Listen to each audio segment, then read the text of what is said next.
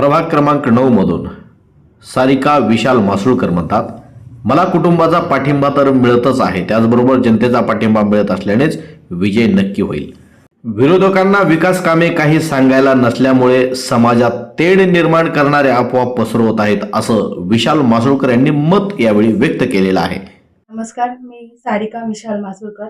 माझा परिचय तो अतिशय अल्प आहे. मी मासुळकर कुटुंबाबद्दल तुम्हाला जास्त सांगण्याची मला गरज भासत नाही. कारण मासुळकर कुटुंब हे नेहमीच समाज उपयोगी आणि समाजाची सेवा करण्याचं पाठबळ मला कुटुंबाकडून मिळालेलं आहे. आणि माझे पती जे विशाल काळूराम मासुळकर हे गेली 15 वर्ष जवळजवळ समाजसेवेचं काम करत आहेत. त्यांच्या पावलावर पाऊल ठेवूनच मी नेहमीच त्यांना आदर्श मानत काम करत राहिले आहे. नागरिकांना आणि मतदारांना आपण थेट काय सांगू इच्छिता?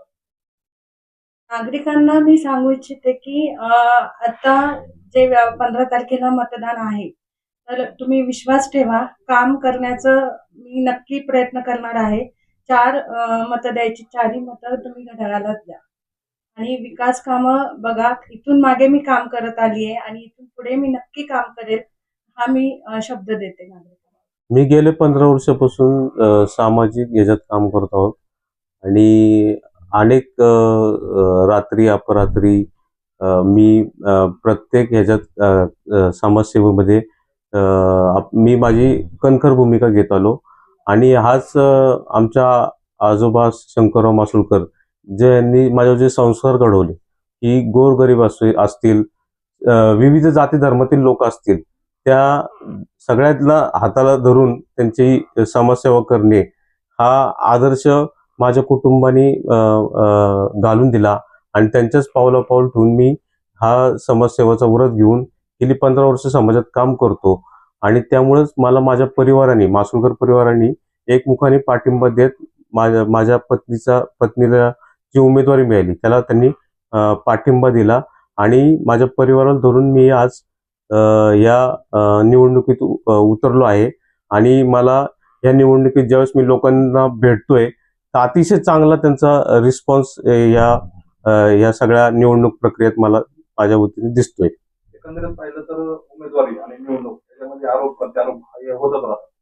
तर आताच एक आपल्याकडे एक आरोप आणि प्रत्यारोप करण्यात आला. काही जातीय निर्माण करण्याचे अपेक्षित फोटो तुमचे व्हायरल होत आहेत, त्याबद्दल काय माहिती आहे? अतिशय हास्यास्पद आहे हे. खरं तर विरोधकांना 10 वर्ष संधी भेटली, त्यांनी त्यांची कामं सांगण्याच्या ऐवजी, तर कारण त्यांच्याकडे काम सांगायला नाहीच आहे, तर त्यांच्याकडे काम काय आहे किंवा काम सांगण्यासाठी नाहीये, तर मग काय मत मिळवण्यासाठी काय करायचं? जातीत तेढ कसं निर्माण होईल आणि त्या माझ्यावर आरोप कसे करतील, हे त्यांनी आता सध्याचा विडा उचललेला आहे.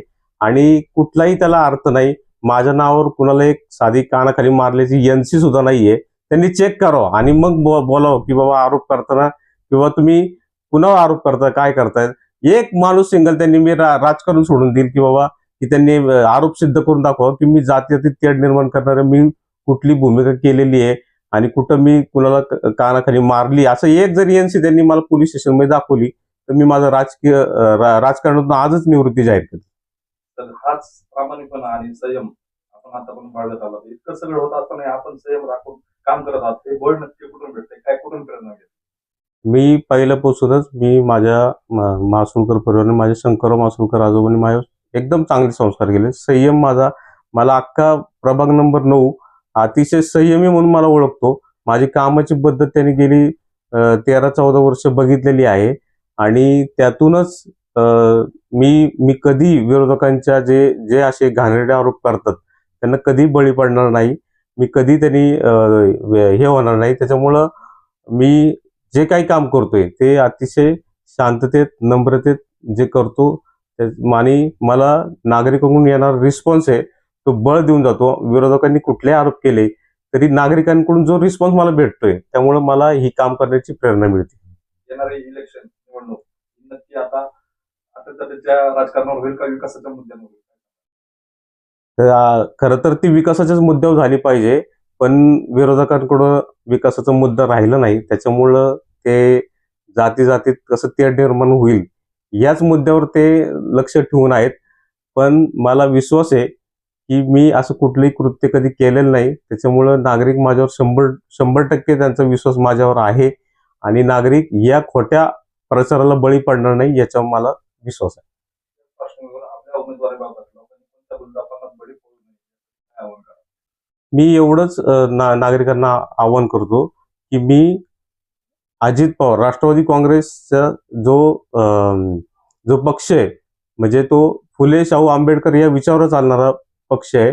अशा पक्षांमधनं मी माझ्या पत्नीसाठी उमेदवारी अजितदादांनी आमच्यावर विश्वास दाखवला आणि हा जो पक्ष आहे जो सगळ्या जाती धर्मातील लोकांना बरोबर घेऊन जाणारा पक्ष आहे. त्यामुळं याच पक्षातून मी या ठिकाणी निवडणूक माझ्या पत्नीच्या मागे मी खंबीर उभं राहणार आणि तिला निवडून आणणार आणि मी येणाऱ्या 5 वर्षात नक्कीच सगळ्या समाजाला बरोबर काम घेऊन करून दाखवेल हे या ठिकाणी मी निश्चित आपल्या माध्यमातून सांगू इच्छितो.